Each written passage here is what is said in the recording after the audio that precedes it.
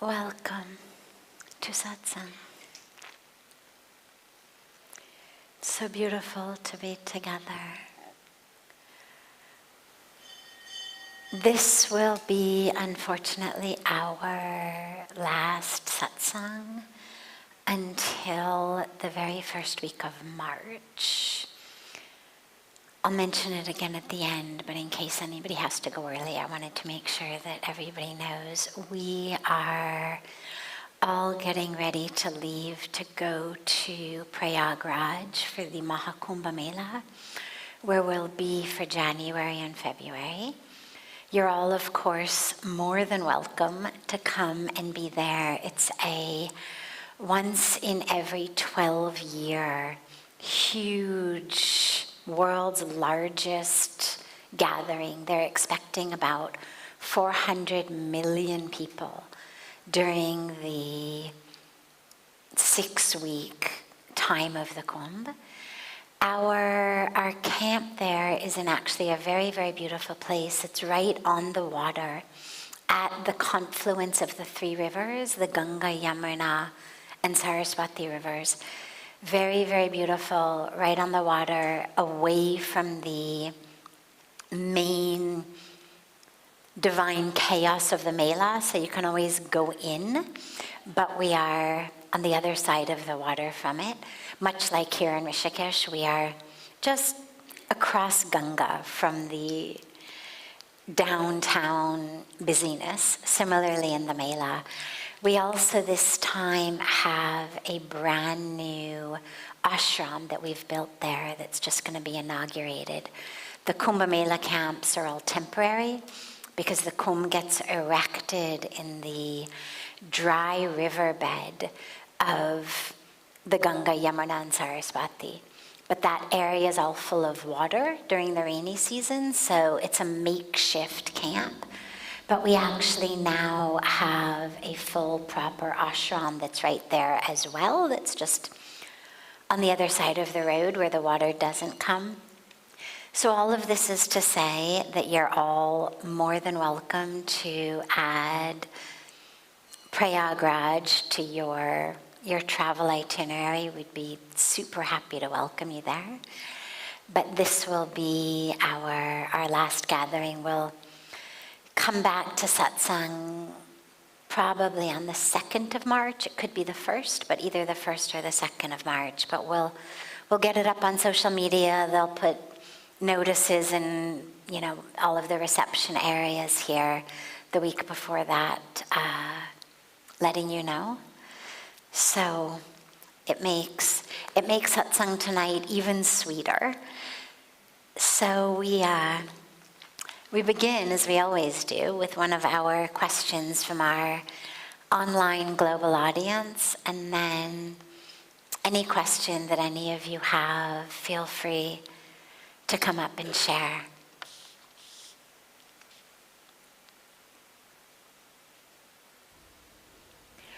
When you were 25, what were the challenges that you faced? This is asked from James from Sedona, Arizona. When I was 25, what were the challenges that I faced? Wow, so many of them. So many. I don't want to take up all of satsang in my story, but I faced what you could call kind of the general challenges and then personal challenges. So the general ones were those of us from what I call the Hollywood way of thinking, which of course does not require that you were actually in Hollywood. It just means that you were raised somewhere where the point of view says who you are is your body. You are what it looks like, you are its success, you are its popularity, and you are what has happened to it, what it has done, where it's gone. You are the story. In that definition of identity, even if you don't have any additional traumas or struggles or conflicts or anything like that, there is an inherent suffering in that definition of who you are. Number one, it leads always to competition. It leads always to jealousy. It leads always to feeling like you're insecure, because there's always somebody who has more of what you want than you do. Whether it's beauty, whether it's intelligence, whether it's popularity, whether it's money, whatever it may be. So we're always comparing to someone who has more.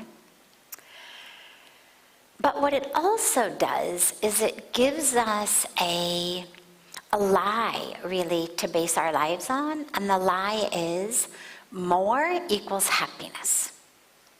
And we're raised to believe your happiness is going to be based on how much money you make, how big your house is, how successful you are.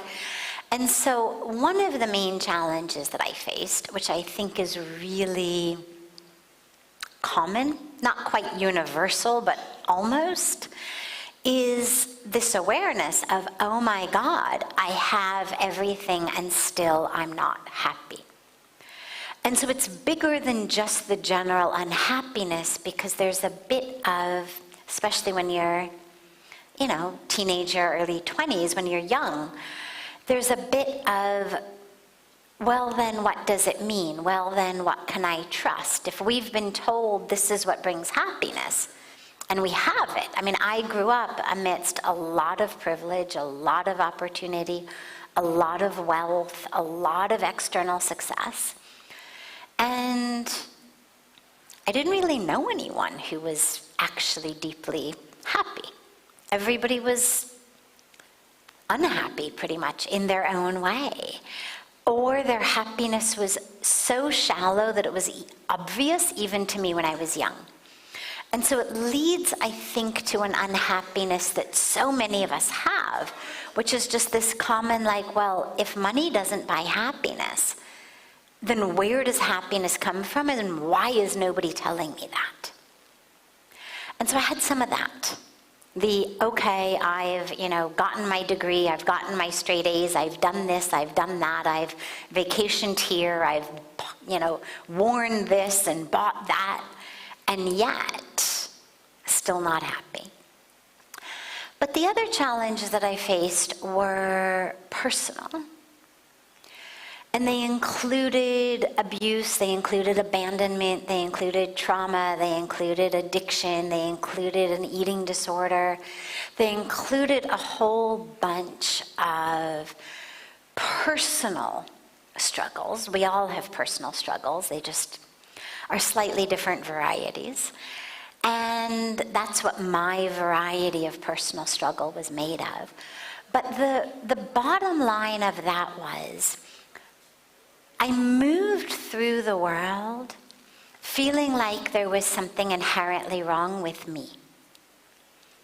And therefore, my life was really focused on what I call managing my life.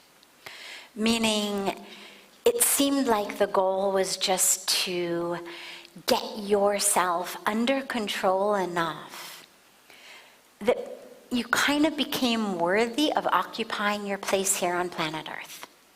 That if I just could succeed more here, get into this relationship, manage my emotions, manage my schoolwork, manage my weight, manage my this, manage my that, then I will stop feeling like I am inherently not quite right. And yet, no matter what I did, all that happened was my death grip on existence got tighter and tighter. But the internal belief that there was a problem with the core of who I was stayed.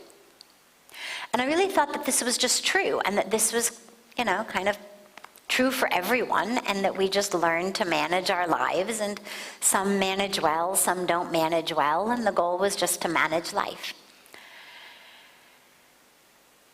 It wasn't until I came to India at 25 and had my first very, very powerful spiritual experience, that I realized, oh my God, I'm not deficient. I'm not wrong. There isn't something inherently bad or dark or impure about me. I'm actually one with God. And the divine is everywhere, and everything is the divine, and everything is perfect. And it all came in this moment of a very, very powerful spiritual experience. But in addition to having this experience of being in the presence of God outside, I realized inside, oh, who I am is divine. And it removed all of that internal suffering that was born out of this identification with the body, the identification with the story, the narrative, and that sense that there was something wrong with me. And of course, it was a happiness greater than anything I'd ever experienced. And so I started to get a taste for what happiness really was about. And I then looked around me, and I looked at the children, I looked at the adults, I looked at the people living here. People who had almost nothing by my Western standards. They were living, every one of them, so far below the Western standards of poverty. And yet they were happy. And it made me realize there is a secret here. There is a secret about where happiness comes from. And as I stayed and immersed myself in spirituality, in Dharma, in yoga in its broadest sense, I found that. So yeah, those were my challenges at 25. I mean, there were others, of course, but those were the main ones. And, you know, it's been so beautiful because that was 28 years ago. And I look back on my 25-year-old self and I think just, oh, sweetheart, if only you knew. If only you knew. And this is really the gift and the blessing of this place of spirituality, is of really bringing us into truth and getting us out of these stories and nonsense that we tell ourselves that just lead to suffering. A, they're not true, and B, they lead to incredible suffering. Yeah. Other questions? Yes, come. There's a mic. Yeah, her and then you. Yes, please. Come, there's a microphone right here. Standing right in the middle. There you go.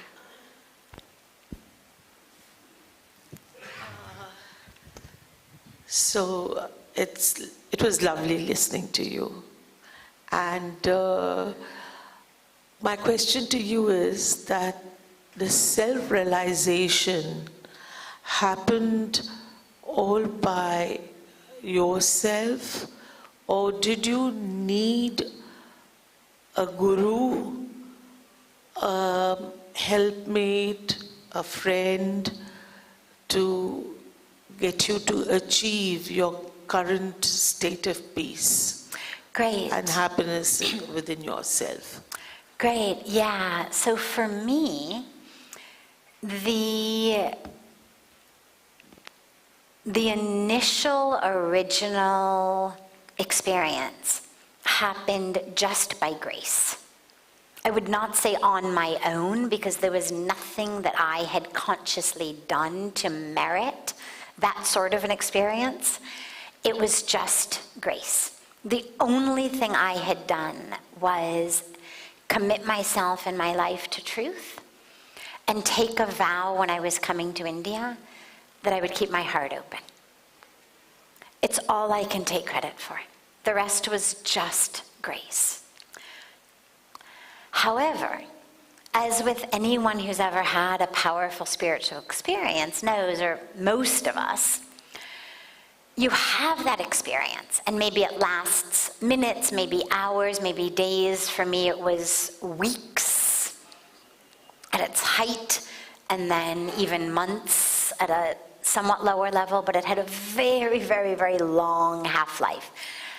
But ultimately what happens is, again, for most of us, whether it's a few moments later or a few months later, is the patterns of the mind come back.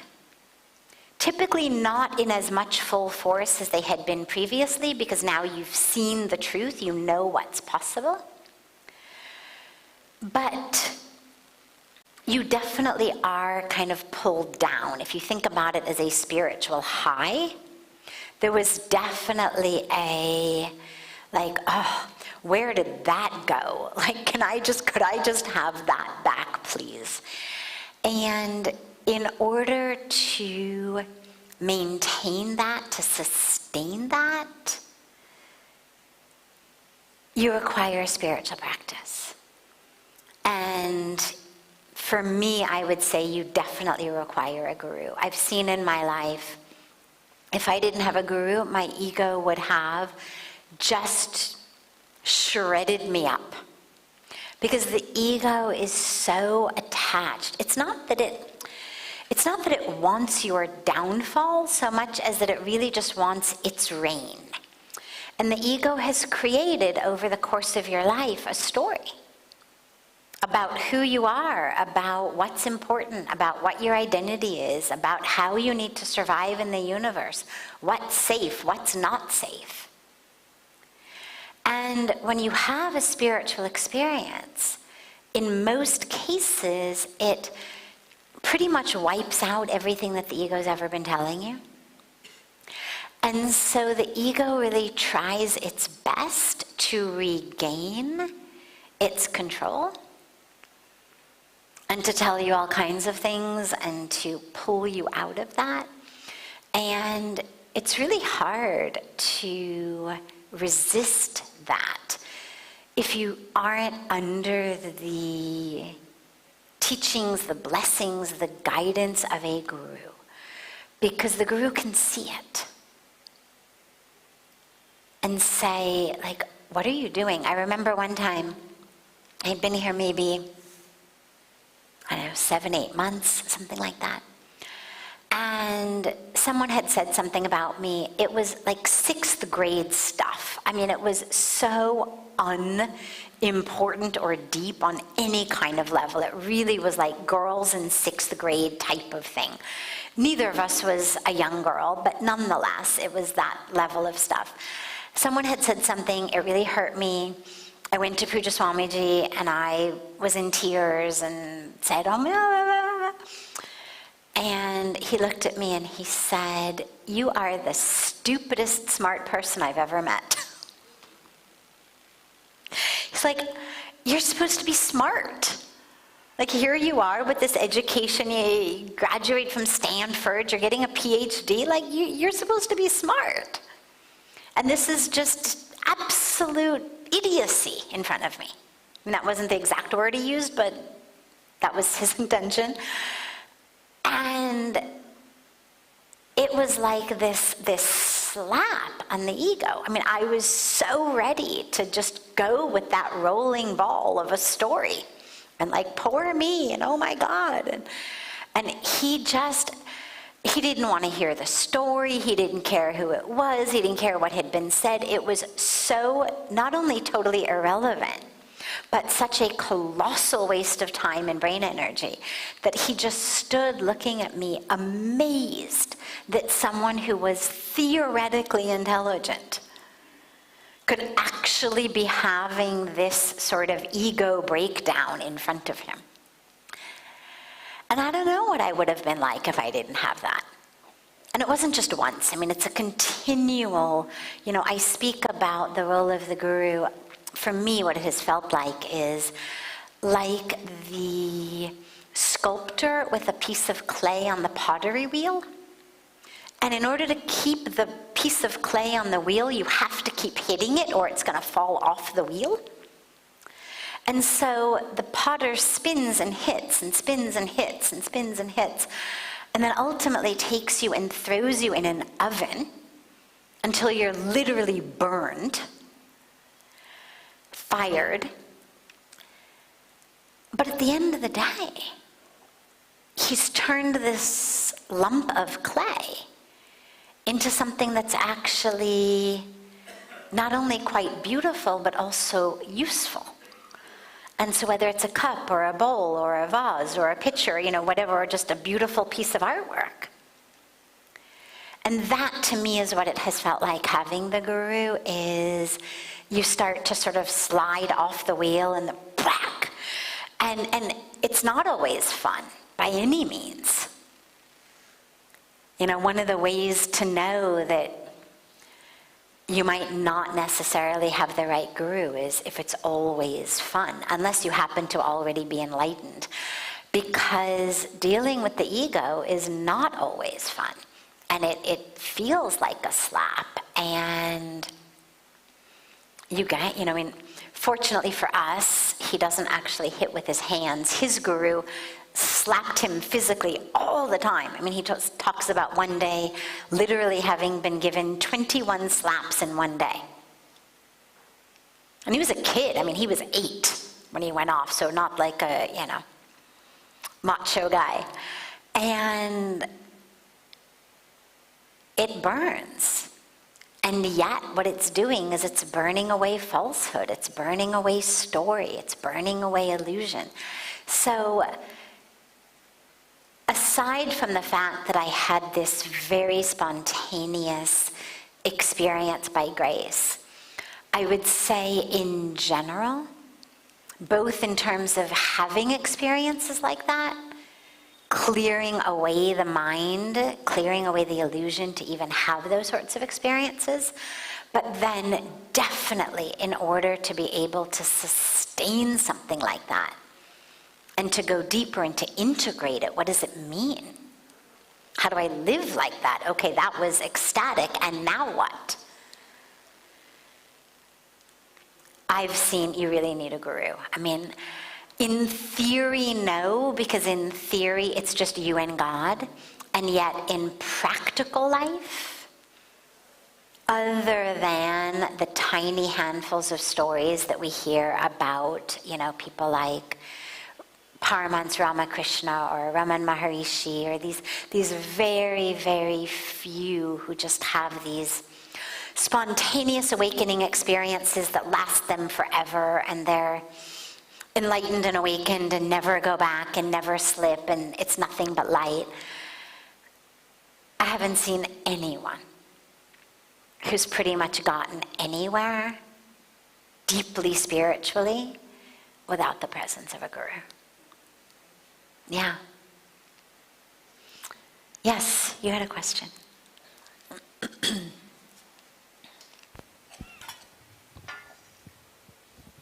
Hello and thank you. My name is Tatiana. I live in Berlin, Germany. And my question is about choosing the path. First of all, how do you choose a path?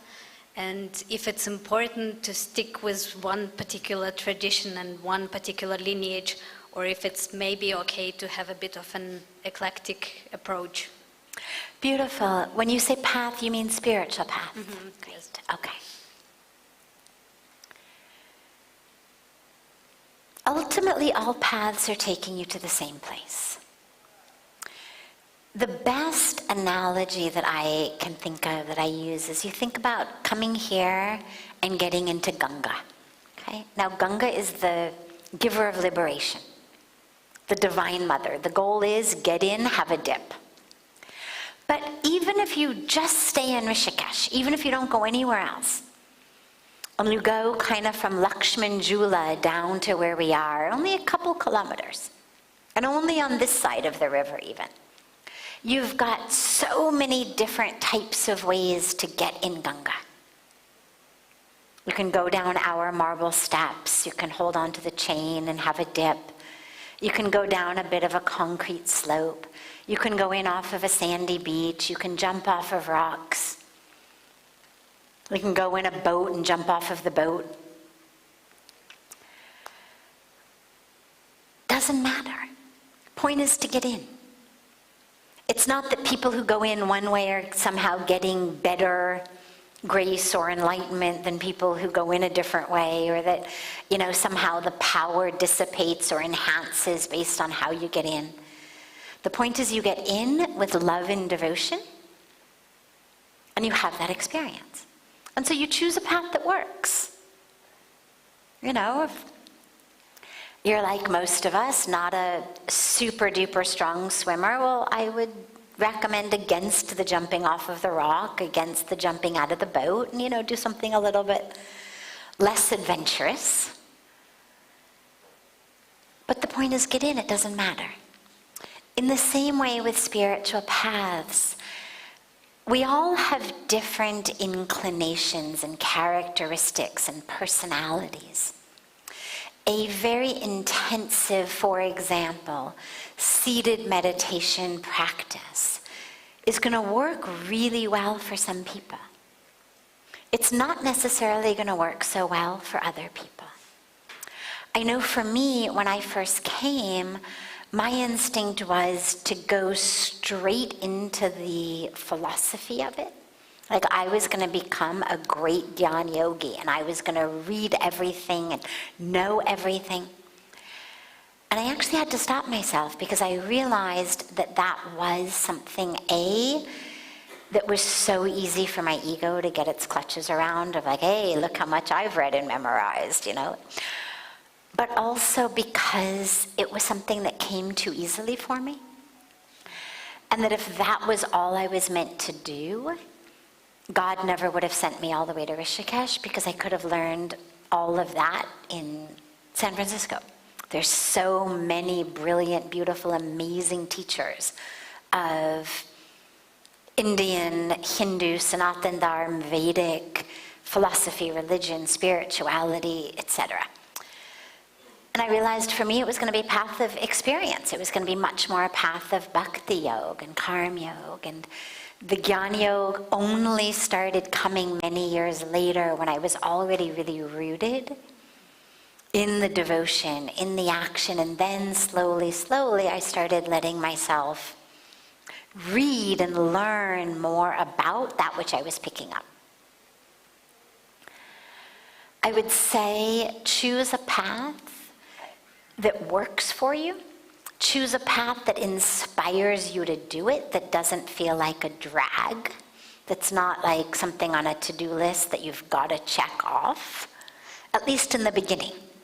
Later on, you can start, adding on some other things. But in the beginning, the most important thing is that you stay on the path. So choose something that you can work with on a regular basis. And absolutely, you can take things from different paths. Absolutely. Even so much as far as different religions.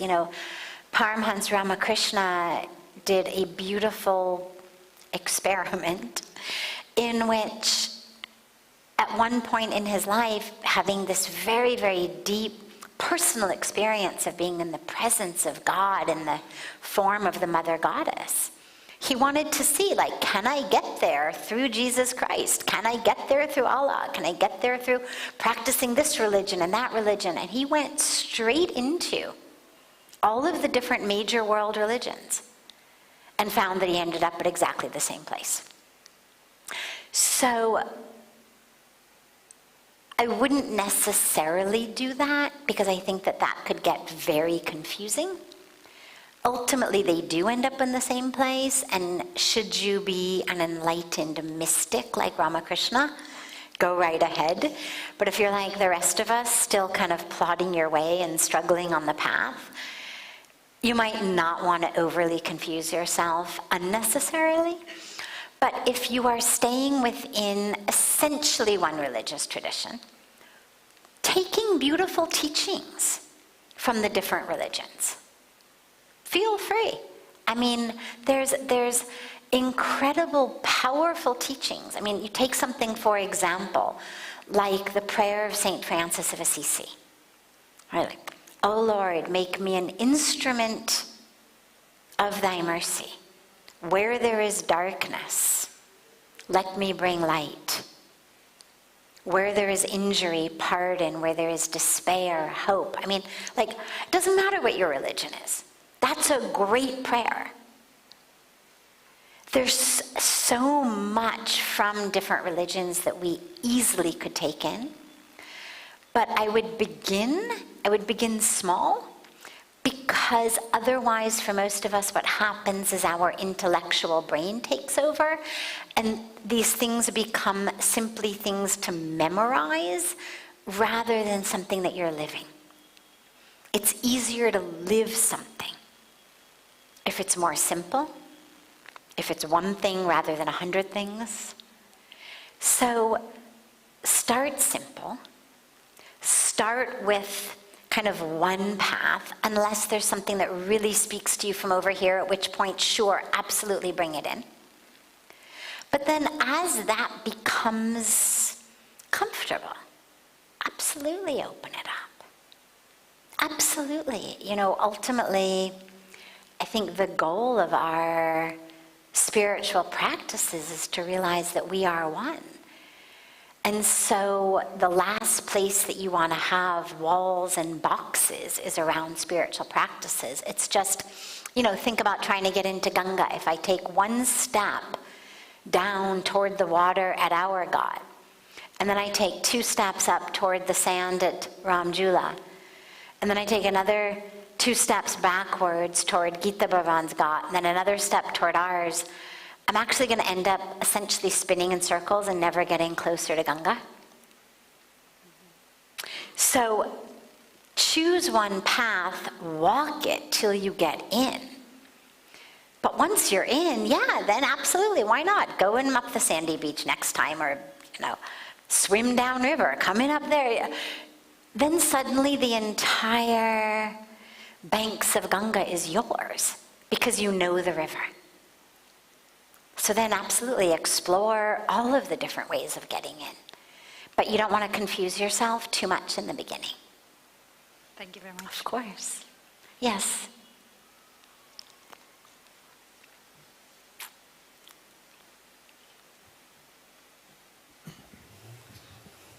My warm greetings to you. It's pleasure to hear you here. My question is there any difference between religious practices and spiritual practices?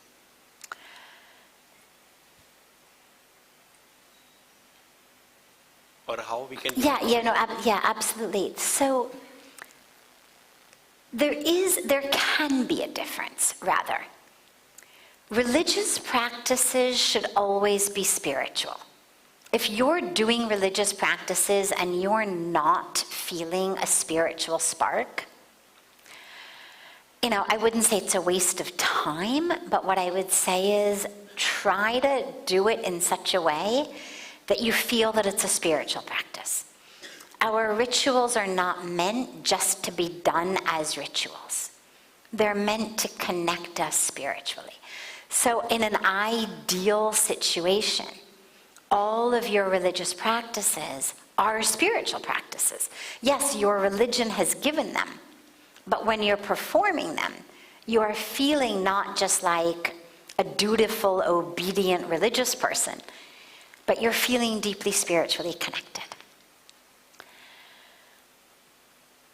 There are, however, some practices which could be considered spiritual practices that are not necessarily belonging to any religion. You know, a lot of us during our lives make up our own rituals. I know I've done it so many times. Oh, I do this and then I do that. And it hasn't been handed down from some scripture. But we do it because it means something to us. So not all spiritual practices are necessarily religious practices.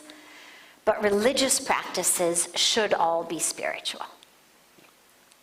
Thank you. Yes, of course. Yes.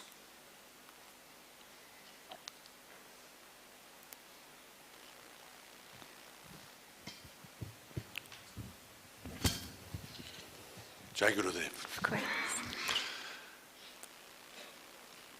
I'd like to articulate what seems to be a sort of a challenging paradox for me, which may just also be alive for other people in the room. And I wonder if you could speak to that. I find the more I'm meditating on the spiritual path, the more silent I want to become, the more sensitive I become. Yes. There's almost nothing to say, nothing to defend, nothing to think about. And yet at the same time, I'm also very much in the world from the perspective of my dharma and bhakti.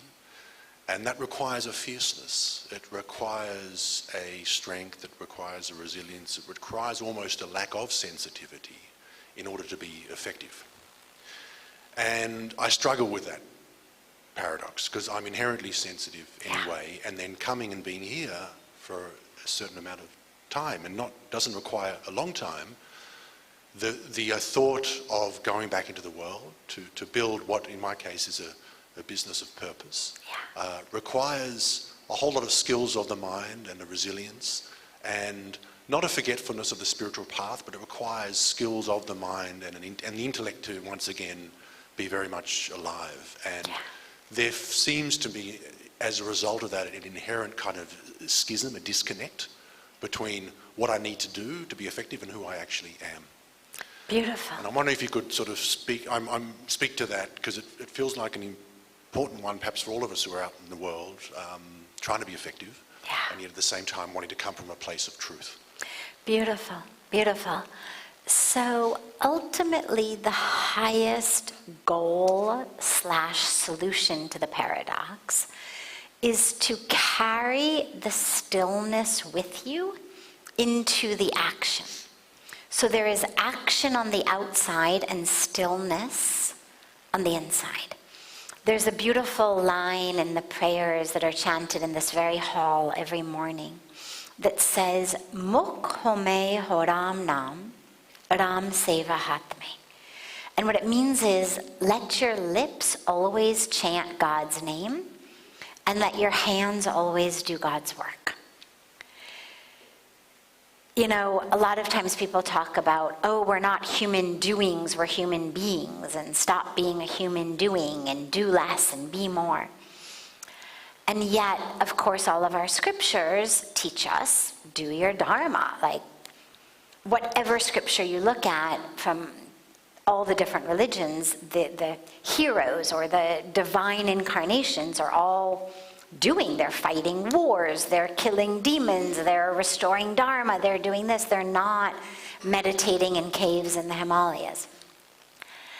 And so ultimately the goal, the solution to the paradox is the bringing the being into the doing, bringing the stillness into the action, bringing the noiselessness into the noise.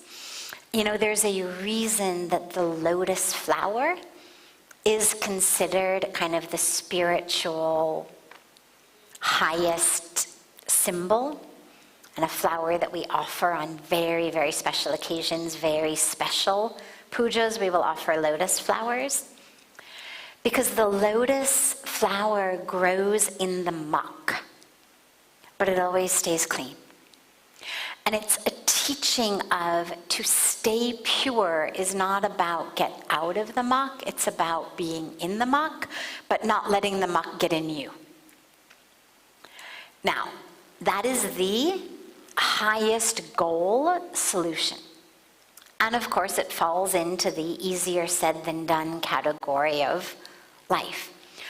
Which is why, as we're walking the path, it is so important to have times, both time every day, and then longer periods of time, in which you drop back into that stillness. It's why we, I don't want to say insist, but really, really strongly encourage everyone to have a meditative practice in the morning, in the evening, to reconnect with that.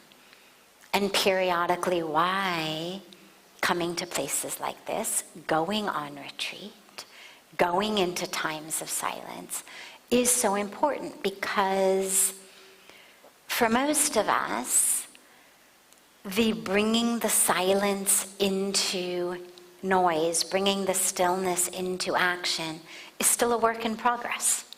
We know it's the goal, and you get better year by year. I am much, much, much more integrated than I was 28 years ago. And yet, it's still a work in progress. And it's critically important to have time in which you just stop doing, for whether it's for half an hour, 2 hours, 2 days, every once in a while, a week or two, whatever it may be, in which you just are able to reconnect with that power of the stillness, of the silence, so that you are able to bring it back into the action again. Thank you. Yeah, of course. Beautiful.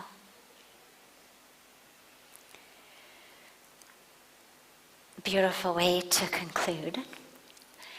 Have a beautiful evening, and as I mentioned in the very beginning, for anyone who wasn't here, this is the last satsang we will be having until the very beginning of March, because we are all headed to the Kumbha Mela in Prayagraj, where you are all more than welcome to come join us at that sacred confluence of the Ganga, Yamuna, and Saraswati.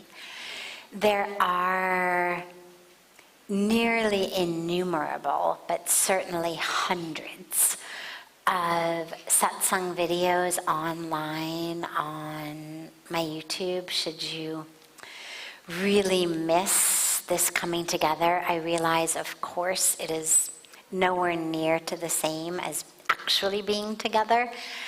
And yet, every night we have so many people joining us, through the camera all over the world, for whom they can't be here physically, but joining in online is that which fills them with at least that divine connection. So I offer you that in the interim period until early March. There's the actual full live stream of satsangs, so you can just go back. They record everything live. It all stays there. There's a whole bunch under lives, like literally hundreds and hundreds of them. And then there's shorter edited ones that they've done. So tons of ways to stay connected if you're wanting that. And of course, as I said, come join us in the Kumbha Mela. And I hope to see at least many of you, if not right when we get back in early March, that you'll be coming back to India as soon as you can. And beautiful,